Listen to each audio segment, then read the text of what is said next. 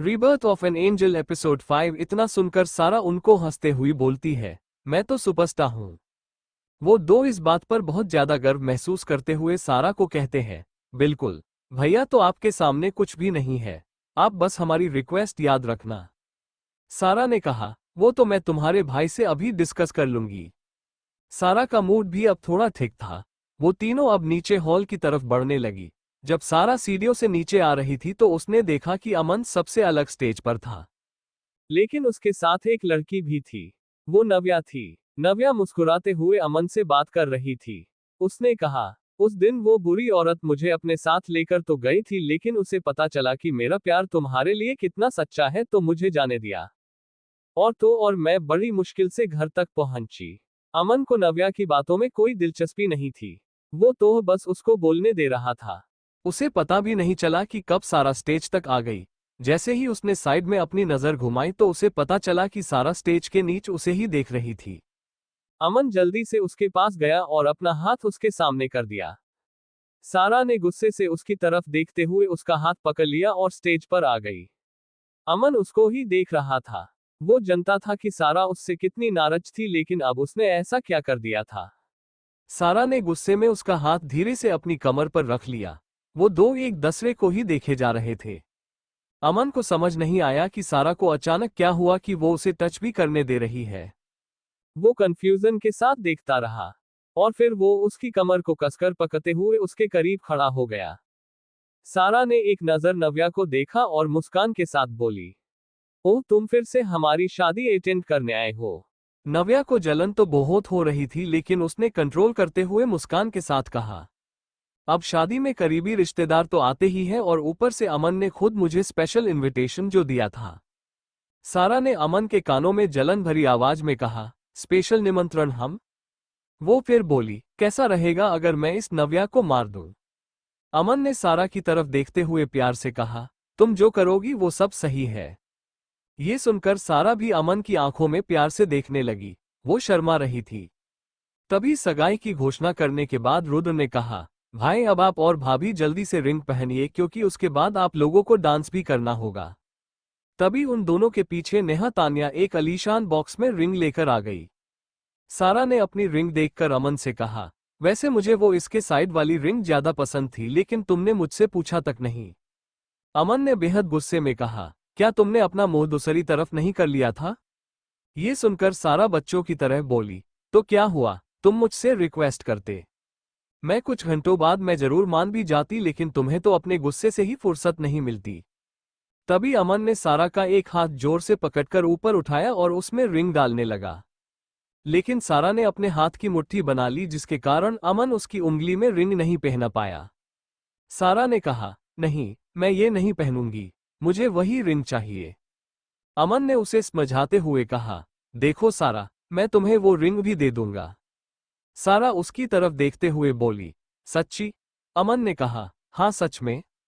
अब सारा ने अपना हाथ खोल दिया और अमन को रिंग पहनाने दी। सारे परिवार के सदस्य और मेहमान सारा का ये बचपना देखकर मन ही हंस रहे थे। दूसरी तरफ नव्या रुबीना से संपर्क करने की कोशिश कर रही थी। उसको अभी नहीं पता था कि इस घर में उसकी शक्तियां बेकार है। वो अमन और सारा को अलग करने के लिए हर रास्ता अपनाएगी। उस दिन जब रुबीना अपने साथ ले गई तब उसने उसका साथ देने के लिए सोच लिया था। रुबीना ने उससे वादा किया था कि वो अमन को उसे दे देगी और खुद सारा को रख लेगी। अंदर रिंग पहनाने की बारी अब सारा की थी। उसने नेहा के हाथ से रिंग ली और अमन को पहनाने लगी। उसने एक हाथ से अमन का हाथ पकड़ा और दूसरे हाथ से रिंग पहना दी। सब लोगों ने उन दोनों के लिए तालियां बजाई। फिर वहां खड़े लोग अमन और सारा को डांस करने के लिए बोलने लगे। सारा थोड़ी नर्वस थी। तभी अमन उसके करीब जाकर उसके कानों में शरारत से कहता है, रिलैक्स, नर्वस रात को होना जब हम बिस्तर पर होंगे। सारा ने उसके पैर पर पैर रखते हुए कहा, बदमाश। वो फिर बोली, हम लोग शादी के बाद बिस्तर पर होंगे, ना कि सगाई के। अमन फिर से बोला, मतलब तुम्हें कोई समस्या नहीं है? तभी वहां मिस्टर संजय कपूर आ गए। उन्होंने सारा को गले लगा लिया और कहने लगे, हमेश खुश रहो मेरी बच्ची, और हम सबको भी रहने दो। अब अमन ही वो शख्स है जिसके साथ तुम अपनी जिंदगी शांति से गुजार पाओगी। अमन ने मन ही मन सोचा, सारा और शांति, क्या ही मतलब। जहां मेरी स्वीट हार्ट होगी वहां शांति तो भूल ही जाओ। रुद्र ने भी मिस्टर संजय कपूर को अभिवादन करते हुए कहा। अरे अंकल, ये आपने क्या कह दिया? सारा भाभी और शांति वो हंसे जा रहा था। सारा ने उसकी तरफ देखा और बोली, कम से कम मैं तुम्हारे भाई से तो बेहतर ही हूं। मैं बहुत शांत और समझदार हूं उनके मुकाबले। ये बात सारा ने पूरे कॉन्फिडेंस के साथ कही। वो सब फिर अमन की तरफ देखने लगे। उन्हें लगा था कि अमन अब बहुत गुस्सा हो जाएगा, लेकिन अमन ने कहा, मुझे भी सारा जितनी शांत लड़कियां ही पसंद है। ये सुनकर सबके होश उड़ गए। वो लोग अब उल्टियां करना चाहते हैं। सबके दौरान नव्या वहां नहीं थी। वो पैलेस से बाहर निकल गई और देखने लगी कि उसका जादू यहां चलेगा या नहीं। उसने अपना रूप बदल लिया और खुश होते हुए बोली, अब देखते हैं क्या करेगा वो फरिश्ता। वो अब बिल्कुल एक खूबसूरत हसीना में बदल चुकी थी। वो तो बस अमन और सारा को आज अलग कर देने का पूरा प्लान बनाकर आई थी। वो पीछे मुड़ी और पैलेस के अंदर जाने लगी। अंदर जाते ही उसने देखा कि अमन और सारा डांस करने वाले थे। वो मुस्कुराते हुए अमन के पास गई और उसके कानों में बोली, लेट्स डांस बेबी। अपनी पॉवर्स ना होने के कारण अमन नहीं जान पाया कि वो नव्या ही थी। वो उसे उसी तरह घूरते हुए बोला, गेट लॉस्ट। वो औरत मुस्कान के साथ बोली, अपनी लेडी की वजह से तुम चाहते हुए भी मेरे साथ डांस नहीं करना चाहते हैं ना? नव्या को लगता था कि हर मर्द खूबसूरती पर मरता है। अगर अमन के सामने सारा से भी खूबसूरत औरत आ जाए तो वो उसे जरूर छोड़ देगा। वो अभी और ट्राई करना चाहती थी। वही सारा दूर से उन दोनों को बात करते हुए देख रही थी। सारा ने मन ही मन सोचा, ये शादी बस उसके परिवार और उसकी सुरक्षा के लिए ही तो हो रही है। वो जिससे चाहे उससे बात करे, मुझे परवाह नहीं है। सारा ये सोच तो रही थी, लेकिन कहीं ना कहीं वो बहुत दुखी थी। वो अपने दिल को समझाने की हर मुमकिन कोशिश कर रही थी। तभी अमन की नजरें सारा से मिली। वो उसकी तरफ ही आने लगा कि तभी नव्या ने अमन की बाजू पकड़ ली। सारा की नजरें भी अमन से हटकर उसके हाथ पर गई। अमन उस औरत का हाथ झटकने ही वाला था, लेकिन उसे महसूस हुआ कि वो ऐसा नहीं कर पा रहा है। डर इस बात का था कि सारा के मन में कितनी गलतफहमियां आ गई होगी। सारा पलटकर वहां से जाने लगी। पीछे से एक हाथ ने उसका हाथ पकड़ लिया। वो बहुत खुश हो गई। उसे लगा कि अमन ने ही उसका हाथ पकड़ा हुआ है। वो खुशी से पीछे मुड़ी, लेकिन अचानक उसका चेहरा पीला पड़ गया। वो अमन नहीं बल्कि आर्यन था। आर्यन ने सारा से कहा, सारा, मुझे तुमसे एक जरूरी बात करनी है। क्या हम कहीं और जाकर बात करें? सारा ने हाँ में अपना सर हिला दिया। वो दो वहां से ऊपर की और बालकनी में चले गए। अमन की नजरों ने उन्हें तब तक फॉलो किया जब तक कि वे वहां से गायब नहीं हो गए। आज आर्यन सारा को अपने दिल की बात बताने वाला था। उसने सारा का हाथ पकड़ते हुए कहना शुरू किया, जब हम पहली बार दोस्त बने तब से मैं कहीं न कहीं तुम्हारे लिए महसूस करता था, और मुझे पता भी नहीं चला कि ये अजीब सी फीलिंग कब प्यार में बदल गई। हाँ सारा, मुझे तुमसे प्यार है। मैं तुम्हें बहुत बहुत प्यार करता हूँ। सारा की आंखें चौड़ी हो गई। वो समझ नहीं पा रही थी कि इस बात का क्या जवाब दे। फिर आर्यन धीरे धीरे उसके पास आने लगा। सारा को इस बात का अंदाजा भी नहीं था कि आर्यन उसके कितने करीब आ चुका है। आर्यन सारा को किस करने के लिए आगे बढ़ ही रहा था कि तभी उसके मुंह पर एक जोरदार पंच पड़ा। सारा भी एकदम होश में आ गई। अमन बुरी तरह आर्यन को पीट रहा था। सारा अमन को रोकने के लिए आगे बढ़ी, लेकिन उसने सारा को जोर से धक्का दे दिया। सारा दूर जाकर गिरी। उसकी नजर उसके हाथ पर गई जिससे लगातार खून निकल रहा था। वो गिरते वक्त वहां पर रखी एक कांच की टेबल पर पड़ी थी। उसने देखा कि अमन के हाथ में बंदूक थी। वो आर्यन को शूट करने वाला था। सारा दोबारा से उठी और अमन की तरफ भागी। आर्यन जमीन पर पड़ा हुआ था और अमन उसके सामने खड़ा था। वो शूट करने ही वाला था कि उससे पहले ही सारा ने सामने आकर उसका हाथ पकड़ लिया। वो जोर से चिल्लाई, तुम इतने बेरहम कैसे हो सकते हो? अमन देख सकता था कि सारा आर्यन की कितनी फिक्र कर रही है। सारा की बातें सुनकर अब उसका चेहरा सख्त हो गया। उसने एक झटके में सारा को कमर से पकड़कर अपनी ओर खींच लिया। सारा का सर उसके सीने से जाकर लगा। अमन ने एक हाथ उसके सर पर रखते हुए उसे आरामदायक महसूस कराया और दूसरे हाथ से आर्यन को शूट कर दिया। गन को आवाज से सारा के कान सुन पड़ गए। सब कुछ मानो थम सा गया हो। करीब 3 मिनट बाद सारा ने अमन की छाती से अपना सर हटाया और पीछे मुड़कर देखने लगी। वहां आर्यन तो था, लेकिन उसे गोली नहीं लगी थी। अमन ने आर्यन के बगल में फायर किया था। वो इतना बेवकूफ नहीं था कि आर्यन को मारकर सारा की नजरों में बुरा बन जाए। सारा दौड़कर आर्यन के पास गई और उसे सहारा देकर उठान लगी। उसने अमन की तरफ एक नजर भी नहीं देखा और आर्यन को लेकर उसकी बगल से जाने लगी। अमन ने तुरंत उसका हाथ पकड़ लिया और अपने बॉडीगार्ड को एक इशारा कर दिया। बॉडीगार्ड भी बेवकूफ नहीं थे, वो लोग जानते थे कि उन्हें क्या करना है। अमन के साथ इतने समय से रहते हुए वो उसकी हर बात से वाकिफ थे। दो बॉडीगार्ड तुरंत आए और आर्यन को सारा से दूर करते हुए वहां से ले जाने लगे। सारा ने भी आर्यन का हाथ छोड़ दिया। आर्यन की आंखें आधी खुली हुई थी। वो सारा को नहीं छोड़ना चाहता था। उसकी हालत इतनी खराब हो चुकी थी कि वो ठीक से खड़ा भी नहीं हो पा रहा था।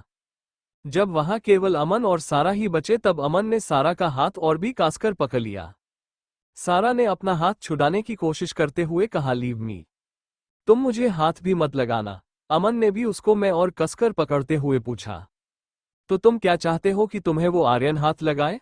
सारा ने भी उतने ही गुस्से में चिल्लाते हुए कहा, हाँ, मैं चाहती हूं कि तुम्हारी जगह आर्यन हो। ये सुनकर अमन की पकड़ थोड़ी ढीली पड़ गई। वो हंसते हुए बोला, लेकिन अब तुम मुझसे कभी नहीं बच पाओगी और नहीं मुझे छोड़कर दूर जा पाओगी। सारा ने बेरुखी से जवाब दिया, किसने कहा तुमसे? डेविल नाइट के बाद तलाक के लिए तैयार रहना मिस्टर अमन ओबरॉय। अमन ने मचकिया लहजे में कहा, मैं भी देखता हूं तुम कैसे तलाक देती हो मुझे। सारा के पास बोलने के लिए कुछ नहीं था और अमन की बातें सुनकर वो डर रही थी। उसे फिर भी कहा, तुम एक शैतान हो और मैं किसी अपराधी की पत्नी कभी हो ही नहीं सकती। तभी अमन को नजरें उसके हाथ से बहते खून पर गई। वो उससे पूछने ही वाला था कि ये खून कैसे निकला, लेकिन उसी वक्त उसे याद आया कि उसने सारा को आर्यन की वजह से कैसे धक्का दे दिया था। सारा की नजरों में आर्यन के लिए वो फिक्र देखकर अमन की आंखें गुस्से से लाल हो गई। उसने सारा को मुस्कुराते हुए कहा, तुम्हारे साथ ऐसा ही होना चाहिए। अपना खुद का पति होते हुए तुम किसी और मर्द से बालकनी में मिलने आए। इससे ज्यादा शर्म की बात और क्या ही हो सकती है। सारा अब अमन की शक्ल भी नहीं देखना चाहती थी। वो उसे घूरते हुए वहां से निकल गई। सारा के जाते ही अमन की मुट्ठी गुस्से में कस गई। उसने अपने बॉडीगार्ड को ऑर्डर देते हुए कहा, आर्यन को आउट ऑफ कंट्री शिफ्ट कर दो। बॉडीगार्ड अपना सर हाँ में हिलाते हुए बोला, ओके सर। इतना बोलकर अमन भी सारा के पीछे ही हॉल में पहुंच गया। जब नव्या ने अमन का हाथ पकड़ा था उस वक्त वो एक स्पेशल पावर का इस्तेमाल कर रही थी। लेकिन अमन की सारा के लिए इच्छा नव्या की इच्छा से कहीं ज्यादा अधिक थी। वो आखिर में उसका हाथ जोर से झटककर वहां से निकल ही जाता है।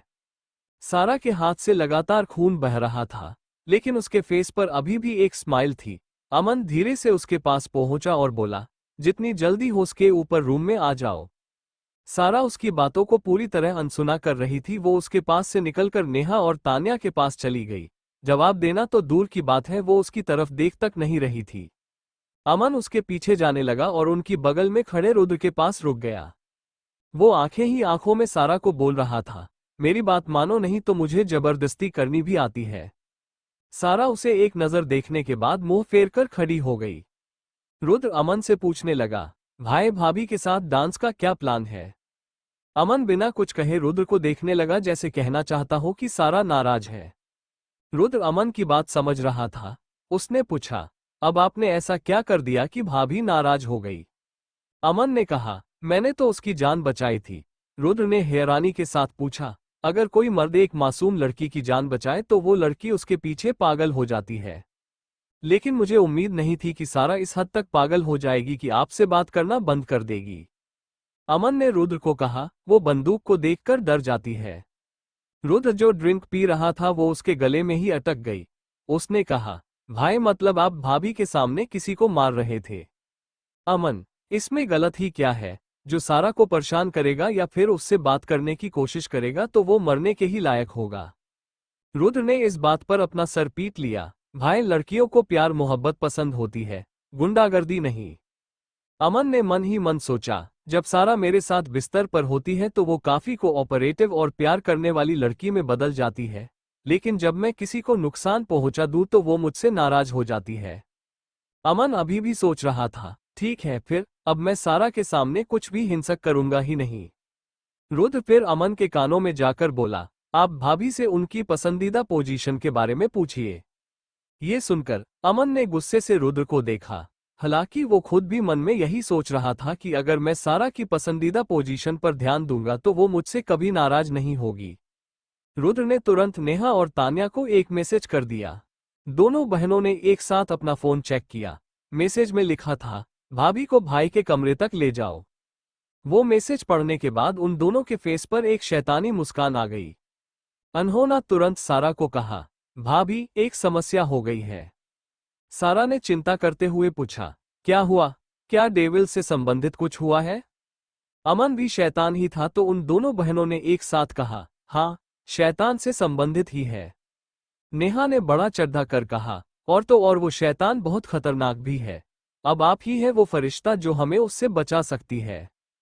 सारा अंदर ही अंदर बहुत डर रही थी, उसके अंदर डेविल से लड़ने की हिम्मत नहीं थी। असल में तो वो कहीं जाकर छिपना पसंद करेगी। नेहा सारा के मन की बात जानने की कोशिश करते हुए बोली, क्या सोच रही है आप? क्या आपने ही नहीं कहा था कि आप एक योद्धा है? वो दो समझ चुकी थी कि सारा शैतान के नाम से भी डर रही है। उन दो ने एक साथ कहा, द ग्रेट सारा अमन ओबराय एक छोटे से शैतान से डर रही है। सारा ने घबराहट में कहा, नहीं तो, किसने कहा कि मैं डर रही हूं? मैं तो उनसे लड़ने की प्लानिंग कर रही थी।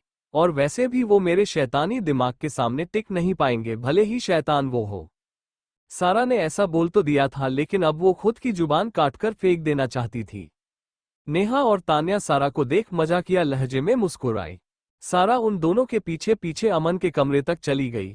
वो कुछ अजीब महसूस कर रही थी, जैसे कोई गड़बड़ हो। उसे अंदाजा भी नहीं था कि उसके साथ क्या होने वाला है। जैसे ही कमरे का दरवाजा खुला तो वहां कोई नहीं था। सारा थोड़ा डरते डरते अपने कदम आगे बढ़ाने लगी। उसी वक्त तान्या ने सारा को एक जोरदार धक्का दिया, जिसकी वजह से वो सीधे रूम में जाकर एक आदमी के ऊपर गिरी। वो अमन था। सारा अमन के ऊपर पड़ी हुई थी। रुद्र ने तुरंत रूम का दरवाजा बंद कर दिया और वो तीनों अपना काम पूरा करने के बाद वहां से निकल गए। सारा सोच रही थी, ये चारों बहन भाई एक जैसे ही है।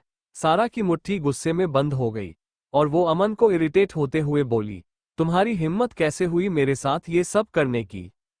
अमन उसके करीब जाने लगा। उसके होठ अब सारा के कानों के पास थे। उसने मोहक आवाज में कहा, मेरा विश्वास करो, आज मैं तुम्हें पूरी तरह संतुष्ट कर दूंगा।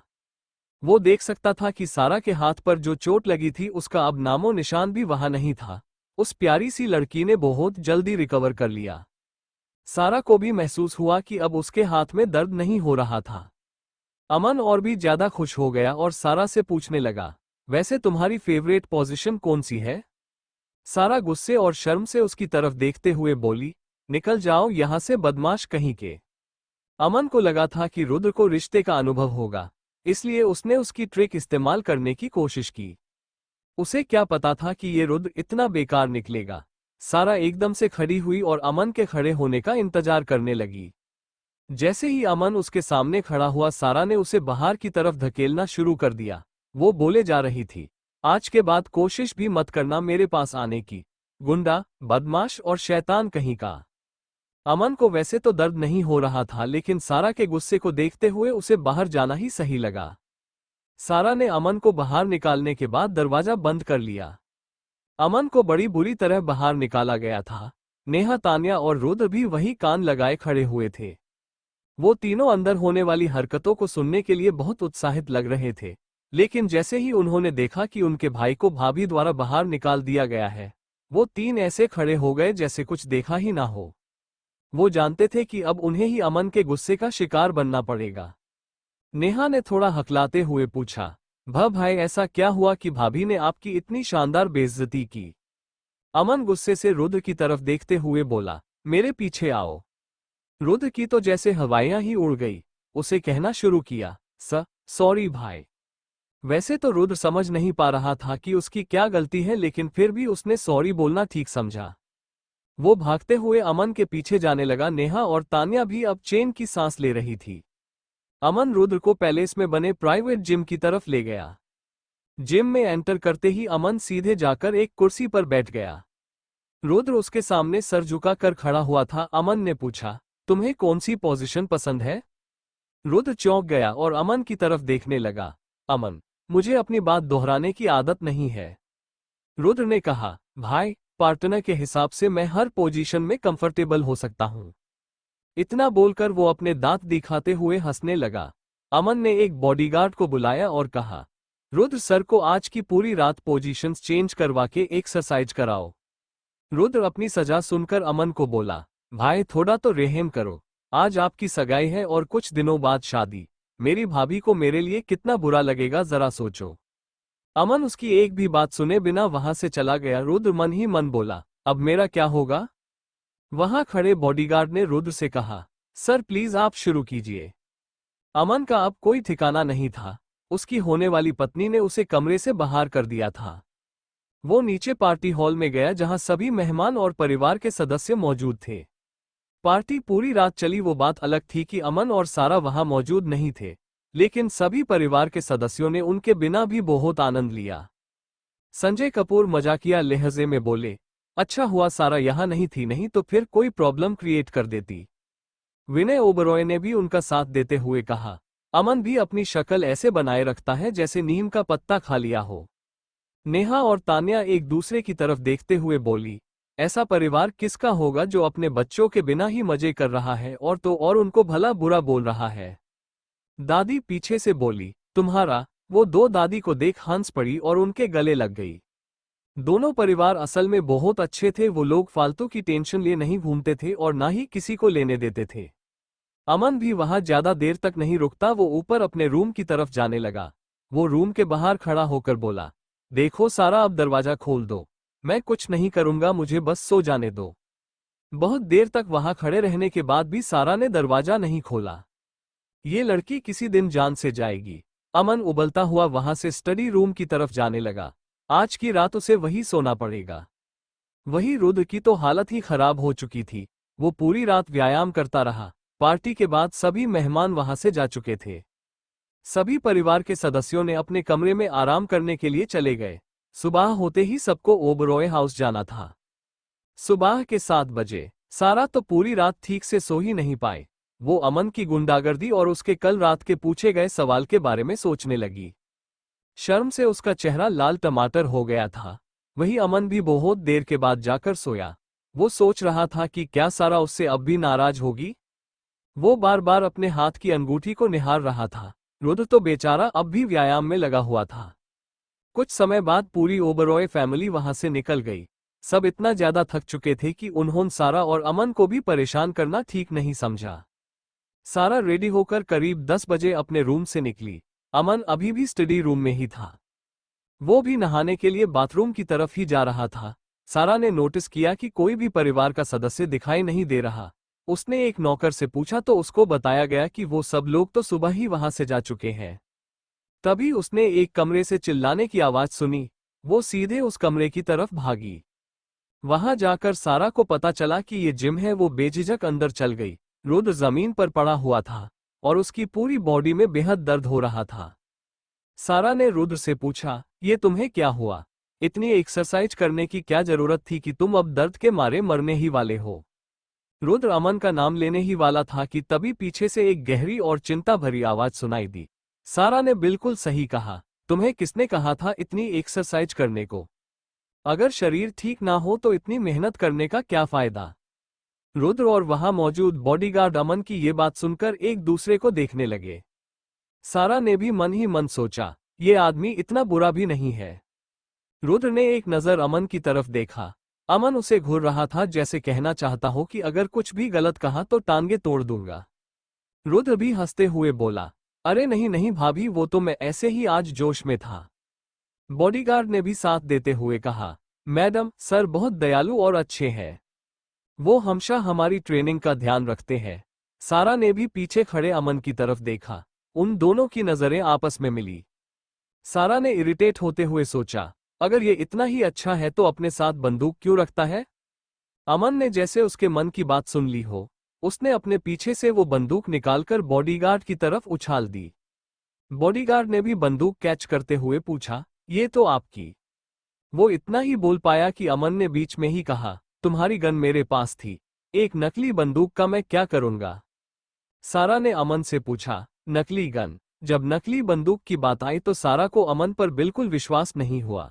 रुद्र भी अब देखना चाहता था कि अमन भाई अपने बिछाए जाल से कैसे बाहर निकलते हैं।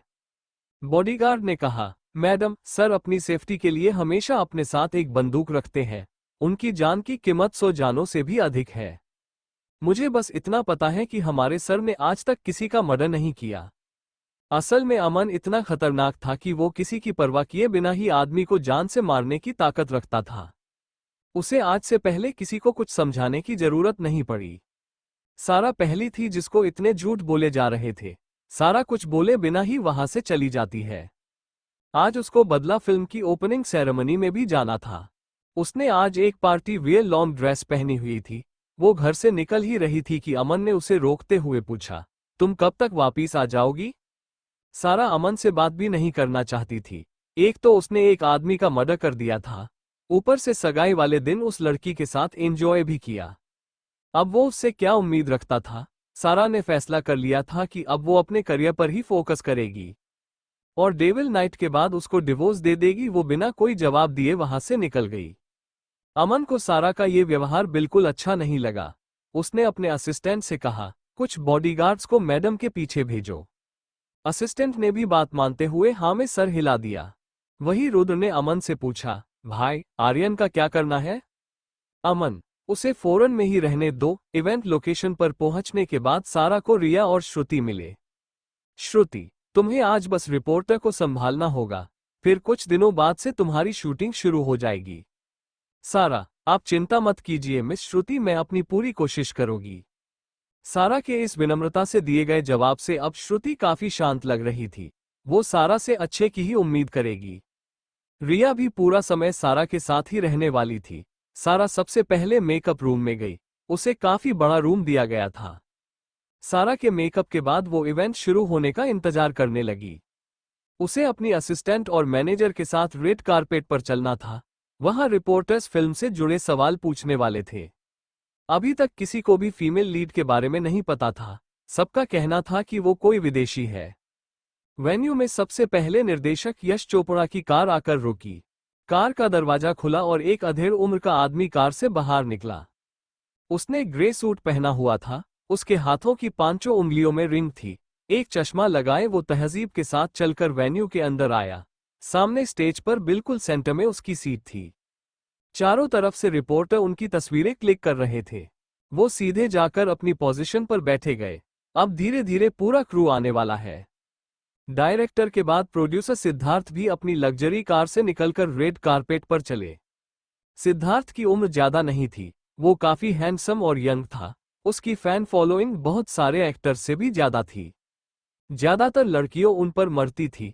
उनकी अभी शादी नहीं हुई थी। वो अपने करियर में आगे बढ़ना चाहते थे। जब प्रोड्यूसर सिद्धार्थ स्टेज पर गए तो सबसे पहले उन्होंने डायरेक्टर यश चोपड़ा को गले लगाया और फिर अपनी पोजीशन पर बैठे गए। अब सभी मेल और फीमेल लीड आने वाले थे। सब लोग आपस में चर्चा कर ही रहे थे कि तभी वेन्यू के बाहर एक सफेद आलीशान कार आकर रुकी। वो कार बहुत महंगी लग रही थी, जैसे कई लाखों खर्च किए गए हो। एक बॉडीगार्ड कार से बाहर निकला और पीछे की सीट का दरवाजा खोला। कार के अंदर से एक पैर जमीन पर पड़ा। उस पैर में गोल्डन हाई हील्स थी, गोरा रंग और लंबे। सबकी नजरें वही थमी हुई थी। हर कोई देखना चाहता था कि आखिर ये है कौन। डार्क ब्लू गाउन में एक बेहद सुंदर लड़की बाहर निकली। किसी ने उसे नहीं पहचाना। उसके लंबे बाल पोनीटेल में बंधे हुए थे। लाइट मेकअप के साथ वो लड़की बहुत खूबसूरत और दिल में समा जाने वाली लग रही थी। वो फिल्म की सेकंड फीमेल लीड सारा कपूर थी। सारा लो प्रोफाइल रखना ही पसंद करती थी। बहुत से लोगों ने तो उसे आज तक देखा भी नहीं था। पहले तो सारे रिपोर्टर फ्रीज होकर उसे देखते रहे, लेकिन कुछ ही पलों बाद जब वो होश में आए तो उन्होंने उसकी तस्वीरें लेनी शुरू कर दी।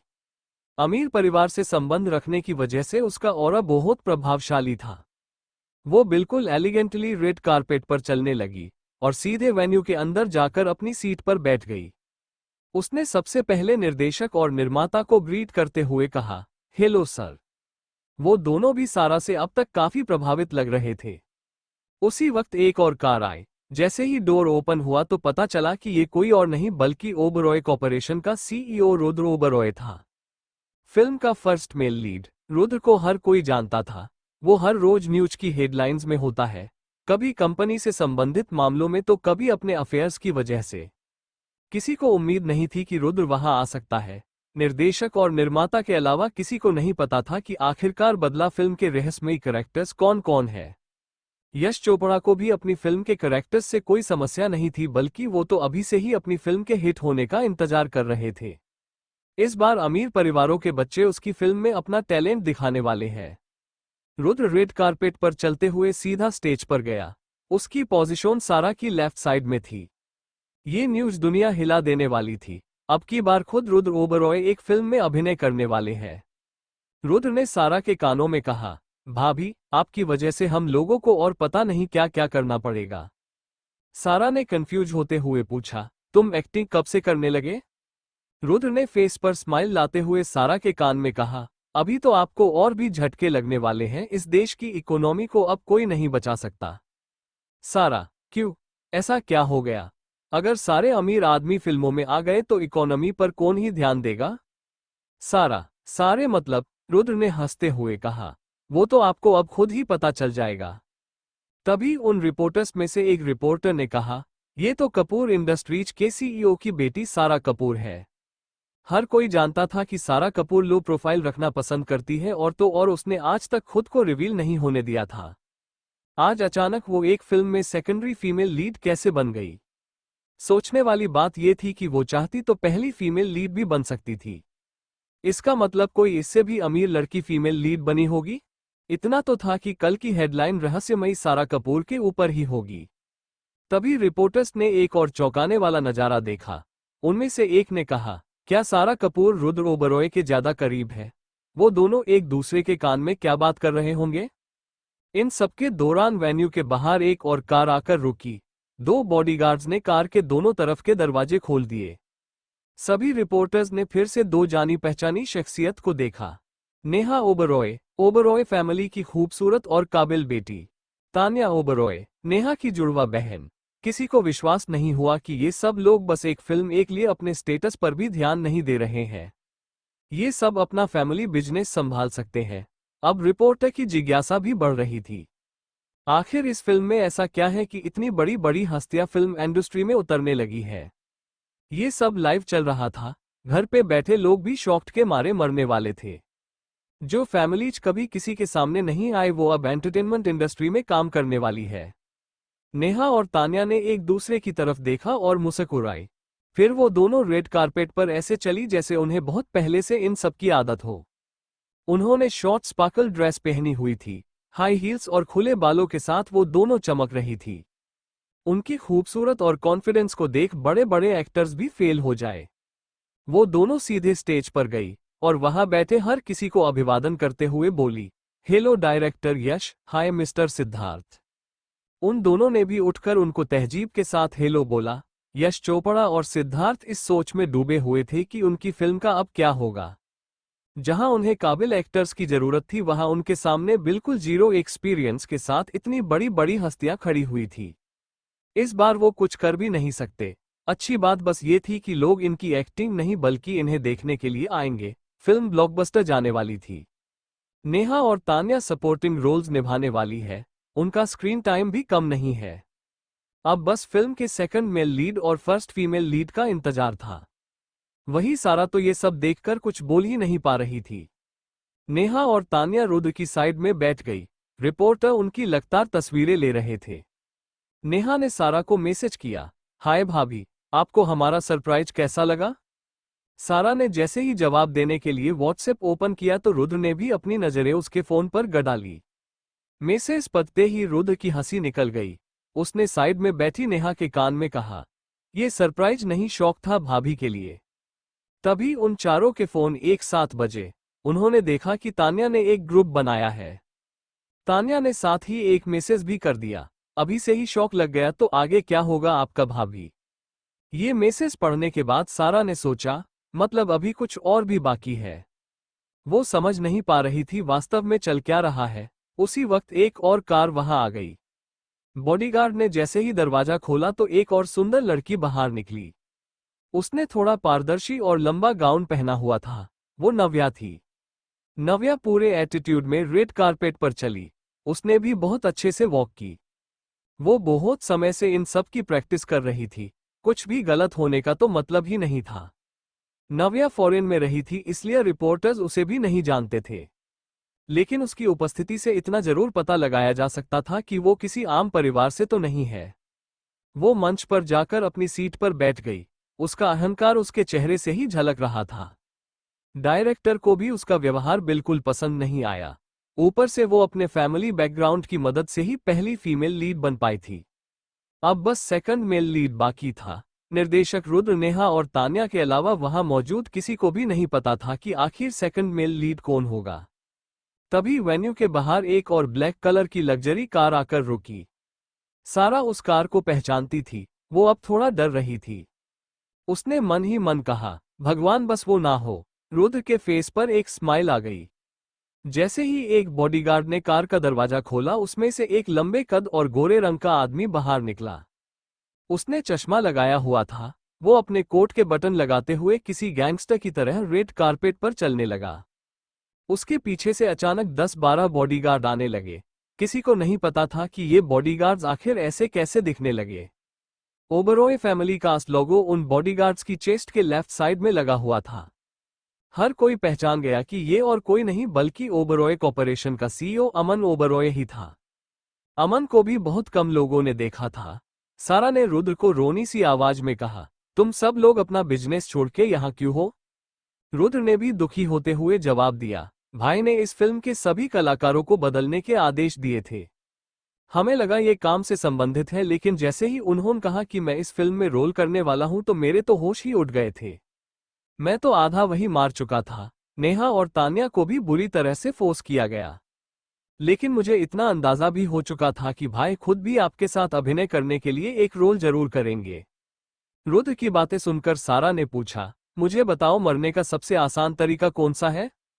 रुद्र ने गंभीरता के साथ कहा, तुम्हें मरना क्यों है? मेरे भाई के साथ रहना हर लड़की का सपना है। और तुम मरना चाहती हो। वैसे अगर तुम्हें सच में मेरे भाई से इतनी ही नफरत है तो उनको जाकर बस एक बात बोल देना। सारा ने कहा, क्या? रुद्र ने ऐसे कहा जैसे वो सारा की बहुत फिक्र करता हो। उनको बोलना, जटेम। सारा ने पूछा, इसका क्या मतलब है? आज तक जिन लड़कियों ने भाई को ये कहने की हिम्मत की है उनको भाई ने पलटकर भी नहीं देखा। और तो और वो उस लड़की से नफरत करने लगते हैं। तुम्हारे मामले में पता नहीं क्या होगा। वैसे मेरा काम बस बताने का था। नेहा और तान्या भी रुद्र की बातें सुन रही थी। वो जान चुकी थी कि रुद्र सारा के जरिए यहां से निकलने की कोशिश कर रहा है। नेहा ने रुद्र के कान में कहा, भाई आप सारा भाभी को गुमराह क्यों कर रहे हैं? ये सुनकर अमन भाई भाभी को छोड़ने की बजाय और भी ज्यादा टॉर्चर करके रख देंगे। तभी तान्या ने कहा, हमें उससे कोई फर्क नहीं पड़ना चाहिए। कम से कम हम लोग तो बच जाएंगे। कहाँ मुझे फैशन डिजाइनर बनना था और कहाँ मैं एंटरटेनमेंट इंडस्ट्री में घुसा दी गई हूँ। रुद्र, ये सब मैं हम तीनों के लिए ही कर रहा हूँ। भाभी के छोटे से दिमाग को देखते हुए वो आज ही भाई को बोल देंगी। भाई खुश तो हम भी आजाद हो पाएंगे और फिर हम उनसे ये सब छोड़ने की रिक्वेस्ट भी कर पाएंगे। जब अमन वहां आया था तो नव्या की तो आंखें ही चमकने लगी। वो कहीं ना कहीं ये जानती थी कि अमन हो ना हो फर्स्ट मेल लीड का ही रोल प्ले करेगा। इसलिए उसने पहले ही अपने बैकग्राउंड की मदद से वो रोल अपने नाम कर लिया था। नव्या की नजर अमन से हट ही नहीं रही थी, वही सारा उसकी ओर देख तक नहीं रही थी। अमन बेझिझक सारा की बगल में आकर बैठ गया। प्रोड्यूसर सिद्धार्थ जब से आए थे तब से सारा को ही नोटिस कर रहे थे। उन्होंने देखा कि सारा कितनी खूबसूरत, कोमल और एलिगेंट है। वो बेहद विनम्र स्वभाव की थी। वो जैसे ही सारा से बात करने वाले थे उसी समय अमन उनके बीच में बैठ गया। सारा अब भी अपना सर झुकाकर बैठी थी। अब रिपोर्टर्स ने एक एक करके डायरेक्टर से सवाल पूछना शुरू किया। एक रिपोर्टर ने पूछा, सर सबसे पहले आप जनता को अपनी फिल्म के मुख्य किरदारों का परिचय कराइए। डायरेक्टर बिना किसी समस्या के उठा और बोलना शुरू किया, सबसे पहले मैं आप लोगों को फर्स्ट मेल और फीमेल लीड का परिचय कराना चाहूंगा। मिस्टर रुद्र ओबरॉय, जो कि ओबरॉय कॉर्पोरेशन के सीईओ है, वो बदला फिल्म में पहले मेल लीड होंगे। मिस नव्या सिन्हा पहली फीमेल लीड होंगी। सारा कपूर, जो कि इस फिल्म में एक महत्वपूर्ण रोल प्ले कर रही है, वो सेकेंडरी फीमेल लीड है। वही बिग बॉस मिस्टर अमन ओबरॉय मिस सारा के साथ दूसरा मेल लीड का रोल प्ले करने वाले हैं। जब नव्या ने सुना कि रुद्र फर्स्ट मेल लीड होगा तो वो लगभग चक्कर खाके गिरने ही वाली थी। और अब जब डायरेक्टर ने अमन के साथ सारा का नाम लिया तो वो वहां से उठकर चली जाना चाहती थी। उसे इतना गुस्सा आ रहा था कि उसने धीरे से अपनी शैतानी पावर्स का इस्तेमाल कर लिया। वो सारा को वही मार देना चाहती थी। वो सारा को कोई नुकसान पहुंचाती कि उससे पहले ही रुबीना ने उसका किया हुआ जादू दूर से ही रोक दिया। पहले तो नव्या को लगा कि ये सब अमन ने किया होगा, लेकिन जैसे ही उसने वेन्यू से दूर खड़ी एक औरत को देखा तो वो हैरान रह गई। वो उससे पूछना चाहती थी कि आखिर क्यों वो सारा को नुकसान नहीं पहुंचा सकती। रुबीना भी नव्या को आंखों ही आंखों में चेतावनी देकर वहां से चली गई। जब डायरेक्टर अपनी फिल्म और किरदारों के बारे में बता रहे थे उसी वक्त अमन ने सारा के पैर पर पिंच किया। सारा एकदम से होश में आए। अमन ने उसके घुटनों से थोड़ा ऊपर चिमटी काटी थी। सारा को थोड़ा दर्द भी हुआ। सारा ने मन ही मन कहा, राक्षस। ये बात सुनकर अमन ने एक बार फिर उसके पैर पर पिंच कर दिया। सारा ने मुस्कुराते हुए धीमी आवाज में उससे पूछा, तुम यहाँ क्या कर रहे हो? तुम्हें तो ऑफिस में होना चाहिए ना कि यहाँ। अमन ने उसे एक नजर देखा और कुछ भी नहीं बोला। तभी एक रिपोर्टर ने अमन से एक सवाल पूछा, मिस्टर ओबरॉय, ऐसा क्या हुआ कि आप फिल्म इंडस्ट्री में आना चाहते हैं? अमन ने एक्सप्रेशन लेस फेस के साथ कहा, मैं यहाँ सिर्फ मिस सारा की वजह से हूँ। ये सुनकर सब अमन को हैरानी से देखने लगे। स्टेज पर मौजूद प्रोड्यूसर और डायरेक्टर को छोड़कर हर कोई जानता था कि अमन क्या कहना चाहता है। सारा ने उसे देखते हुए गुस्से में धीरे से कहा, बदतमीज बेशरम इंसान। सारा तुरंत बात संभालते हुए बोली, मैं और मिस्टर अमन काफी अच्छे दोस्त हैं, इसलिए इन्होंने मेरी रिक्वेस्ट मान ली और मुझे सपोर्ट करने के लिए रेडी हो गए। रिपोर्टर्स को ये बात कुछ ठीक नहीं लगी और जनता के मन में भी अब यही सवाल था कि इतनी बड़ी कंपनी का मालिक एक लड़की की बात क्यों मानेगा। रुद्र सारा के दिए गए कारण पर तान्या और नेहा के साथ मर जाना चाहता था। अमन दोबारा सारा को पिंच करने ही वाला था कि सारा ने उसका हाथ पकड़ लिया और अपने नाखून उसके हाथ पर गड़ा दिए। अमन के हाथ से खून निकलना शुरू हो गया। वो अपना हाथ पीछे लेते हुए सारा को घूरकर देखने लगा। सारा उसकी तरफ ऐसे मुस्कुरा रही थी जैसे उसने जंग जीत ली हो। तभी अमन ने उसे इतनी जोर से पिंच किया कि एकदम से सारा की चीख निकल गई। सभी रिपोर्टर और स्टेज पर मौजूद लोगों का ध्यान तुरंत उस पर गया। वो सब सारा को अजीब निगाहों से देखने लगे। रुद्र को पता था कि उसके भाई सारा को परेशान करने में लगे हुए थे। वो अचानक बोला, मिस सारा अपनी हील्स की वजह से परेशान है शायद। नव्या ने भी देख लिया था कि अमन कैसे सारा को तंग करने में व्यस्त था। वो एकदम से उठी और बाहर जाने लगी। जब पूरा इवेंट खत्म हो गया तो सारा भी वहां से उठकर अपनी कार की तरफ जाने लगी। तभी प्रोड्यूसर सिद्धार्थ भी अपनी सीट से उठ गए और सारा के पीछे जाने लगे। अमन भी बहुत वक्त से नोटिस कर रहा था कि सिद्धार्थ सारा से बात करने की कोशिश में लगा है। रुद्र भी अमन के कठोर एक्सप्रेशंस को देखकर जान गया था कि कुछ तो गड़बड़ है। भाई अचानक इतने भयानक कैसे हो गए? सारा अपनी कार के अंदर बैठने ही वाली थी कि सिद्धार्थ ने उसे रोक लिया और कहा, मिस सारा। अपना नाम सुनकर सारा पीछे मुड़ी और उसने देखा कि प्रोड्यूसर सिद्धार्थ उसे बुला रहे थे। वो मुस्कुराते हुए पूछने लगी, जी बोलिए मिस्टर सिद्धार्थ। वो मैं जानना चाहता था कि क्या आज आप फ्री हैं? सारा ने भी फॉर्मली जवाब दिया, हाँ, आप कहिए, क्या आपको कोई काम था? सिद्धार्थ ने खुशी के साथ कहा, मुझे आपसे फिल्म से संबंधित कुछ जरूरी बात करनी है। अगर आप बुरा ना माने तो क्या आप मेरे साथ आज का डिनर करेगी? सारा को पता था कि फिल्म इंडस्ट्री इतनी साफ सुथरी नहीं है जितनी बाहर से दिखती है। वो मना करने ही वाली थी कि सिद्धार्थ बीच में ही बोला, आप घबराइए मत, मैं वैसा कुछ भी नहीं करूंगा जैसा आप सोच रही हैं मिस सारा। सारा को भी सिद्धार्थ बुरा इंसान नहीं लगता था। उसने सोचा, अगर मैं डिनर के लिए गई तो कहीं अमन नाराज ना हो जाए। वो ये सोच ही रही थी कि तभी उसके मन में एक और ख्याल आया, क्या हुआ अगर वो नाराज हो भी जाए तो?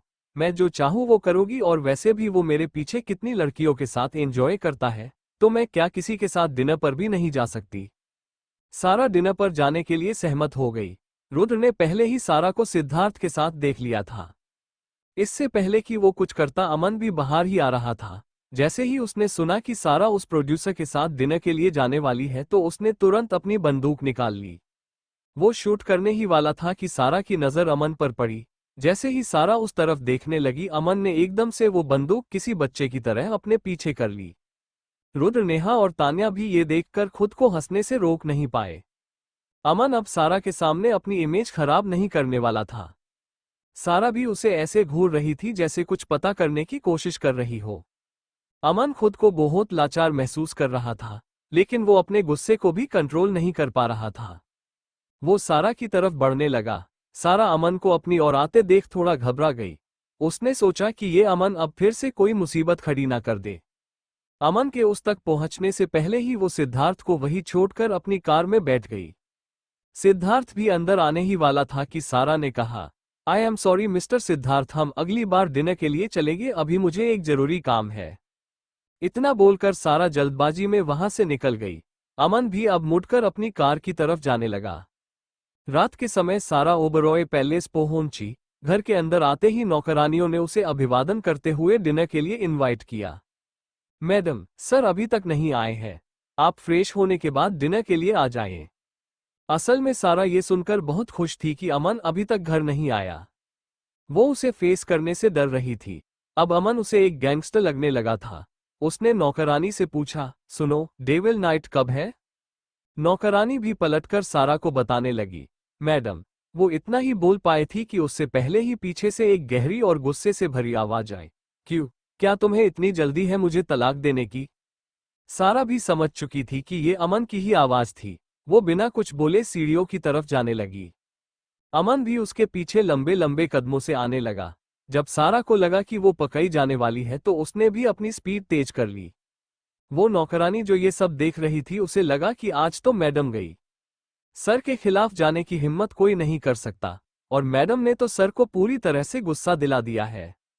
वो नौकरानी खुद से कहने लगी, मुझे मैडम को चेतावनी देनी होगी। दूसरी तरफ अमन सारा को पकड़ने ही वाला था कि सारा पहले ही भागकर रूम के अंदर चली गई और दरवाजा अंदर से लॉक कर लिया। अमन ने कहा, सारा देखो, ये मेरा भी घर है। जब से हमारी सगाई हुई है तुम मुझे मेरे ही कमरे में नहीं आने दे रही। जब अमन ये सब बोल रहा था तो एक नौकर उसकी तरफ सहानुभूति से घूरने लगा। अमन को ये बहुत अजीब लगा। उसे बहुत शर्मिंदगी महसूस हो रही थी। वो सेवक अमन के पास आकर बोला, सर आप मैडम से प्यार से बात कीजिए, लड़कियां प्यार के पीछे ही भागती है। अमन को किसी की सलाह की कोई जरूरत नहीं थी। उसने कड़क आवाज में उस नौकर से कहा, ये तुम्हारी ड्यूटी नहीं है, अपनी जॉब पर ध्यान दो। नौकर को लगा था कि अमन दया के लायक है, लेकिन उसने सोचा नहीं था कि ये ऐसे अपने एक्सप्रेशंस बदल लेगा और उसे ही डांट पड़ेगी। अमन कभी किसी से सीधे मुंह बात करता ही नहीं था, लेकिन सारा सबसे प्यार से बात करती थी। उस नौकर ने सोचा, ये दोनों एक दूसरे के बिल्कुल विपरीत है, पता नहीं कैसे ये 20 दिन कटेंगे। सभी सेवक नहीं चाहते थे कि सारा, जो कि एक तरीके से उनकी रक्षक बन गई थी, इस घर को छोड़कर जाए। अमन कैसा भी हो लेकिन इस दुनिया पर राज करता था। सारा ऐसे आदमी के ही लायक थी जो अमीर, दमदार, हैंडसम और प्यार करने वाला हो। अमन बस प्यार नहीं कर सकता था, वो आदेश देने वालों में से है। उसका ईगो यूं हमेशा बड़ा ही होता था। हालांकि केवल सारा के लिए वो खुद को बदलने की कोशिश कर रहा था, लेकिन इतनी कोशिश ना के बराबर थी। करीब 10 मिनट बाद अमन ने इधर उधर देखा कि कहीं कोई उसे देख तो नहीं रहा और सारा को प्यार से कहने लगा, तुम मुझे बस कुछ समय के लिए अंदर आ जाने दो, मैं कपड़े बदलने के बाद वापिस बाहर आ जाऊंगा। उसी वक्त दरवाजा खुलने की आवाज आई। सारा उसके सामने अपने हाथ बांधे खड़ी हुई थी, जैसे बोलना चाहती हो कि जल्दी करो नहीं तो दरवाजा दोबारा बंद कर दूंगी। अमन ने सोचा था कि अंदर जाकर वो सारा को पकड़ लेगा, लेकिन उसके अंदर आते ही सारा बाहर निकल गई। अमन ने उदासी के साथ सोचा, इतनी नफरत। दूसरी तरफ रुद्र, नेहा और तान्या बहुत मेहनत से अपने अपने रोल्स की प्रैक्टिस कर रहे थे। वो तीनों एक दूसरे की एक्टिंग देख देख बीमार होने वाले थे। रुद्र ने कहा, तुम दोनों की एक्टिंग से तो ये फिल्म डूब जाएगी। सारा भाभी की पहली फिल्म अगर डूब गई ना तो भाई हम सबको जिंदा जला देंगे। नेहा ने रोते हुए कहा, भाभी तो मॉडल बनने वाली थी, फिर फिल्मों में कैसे आ गई? तान्या अपने बोरिंग डायलॉग पढ़ते हुए स्क्रिप्ट के ऊपर ही सो गई थी। रुद्र, मेरी छुट्टी का क्या होगा? नेहा, मुझे नहीं करना ये सब। तान्या सोते हुए ही बोली, फैशन डिजाइनर कब बनूंगी मैं? लिसा ओबरॉय हाउस के चारों तरफ एक जादुई रेखा बना चुकी थी। वो जानती थी कि रुबीना किसी कीमत पर हार नहीं मानेगी। डेविल नाइट से पहले अगर अमन उसके हाथ लग गया तो डेविल नाइट को उसे उसकी बाकी पावर्स वापिस मिल जाएगी। रुबीना अब गॉड डेविल को अमन सौंप देगी। उन्हीं के कारण उस दिन वो और अमन जिंदा बच पाए थे। अब रुबीना को अमन नहीं चाहिए था, वो किसी और मकसद से उनके पीछे पड़ी थी। जब सारा अमन को रूम में अकेला छोड़कर नीचे आए तो एक नौकरानी ने उसे खाने की टेबल पर आने का इशारा किया। बिना नखरे दिखाए वो खाने की मेज पर बैठ गई। उसे मन ही मन लग रहा था कि अमन पहले से थोड़ा चेंज हो गया था। उसे आज पहले की तरह गुस्सा नहीं आया, नहीं तो वो प्रोड्यूसर सिद्धार्थ को ऐसे ही नहीं जाने देता। तभी एक नौकरानी ने उसके पास आकर कहा, मैडम एक बात कहूं, बुरा तो नहीं मनोगी ना? सारा ने भी सहमत होते हुए कहा, हाँ बोलो। नौकरानी ने विनम्रता के साथ कहा, आप सर को खुश रखने की कोशिश किया करो। अगर एक बार उन्हें गुस्सा आ जाए तो वो एक आदमी की जान लिए बिना शांति से नहीं बैठते। ये सुनकर सारा डर गई। उसने पूछा, अगर मैंने उसे गुस्सा दिला दिया तो क्या वो मुझे भी मार देगा? नौकरानी ने कुछ सोचने के बाद कहा, हो सकता है। आप जितना हो सके संभल कर रहिए और सर को भी नाराज मत किया करे। सारा नौकरानी की बातों से अंदर ही अंदर डर चुकी थी। वो अब श्योर थी कि उसे अमन जैसा खतरनाक इंसान नहीं चाहिए। उसी वक्त अमन सीढ़ियों से नीचे आ रहा था। उसे नहीं सुना कि नौकरानी और सारा के बीच क्या बात हुई। आज उसने नॉर्मल टी शर्ट और जीन्स पहनी हुई थी और वो इस लुक में काफी डैशिंग लग रहा था। वो अंदर ही अंदर खुश था कि अब सारा उसके साथ ही रहेगी। वो जैसे ही डाइनिंग टेबल पर बैठा तो सारा एकदम से खड़ी हो गई। अमन उसकी तरफ एक मासूम बच्चे की तरह देखने लगा। उसे देख किसी को भी उस पर दया आ जाए। वो सोचने लगा, आखिर क्यों उसके साथ ऐसा व्यवहार किया जा रहा है? सारा वहां से रूम की तरफ चली गई और अमन को डाइनिंग टेबल पर अकेला छोड़ दिया। अब अमन का भी खाने का बिल्कुल मन नहीं था। वो बिना खाए ही अपने रूम की तरफ जाने लगा। सारा ने रूम के अंदर जाते ही दरवाजा बंद कर लिया और उस दरवाजे पर लगकर ही खड़ी हो गई। वो अपनी आंखें बंद किए वहां खड़ी हुई थी। उसे भी अमन के साथ ऐसा करना ठीक नहीं लग रहा था, लेकिन वो एक अपराधी के साथ कभी नहीं रह सकती। Thank you for listening. मुझे उम्मीद है आपको ये स्टोरी पसंद आई होगी। अगर आपको पसंद आए है तो प्लीज लाइक और कमेंट करना ना भूलें और मोर स्टोरीज के लिए सब्सक्राइब करें। मिलते हैं नेक्स्ट वीडियो में।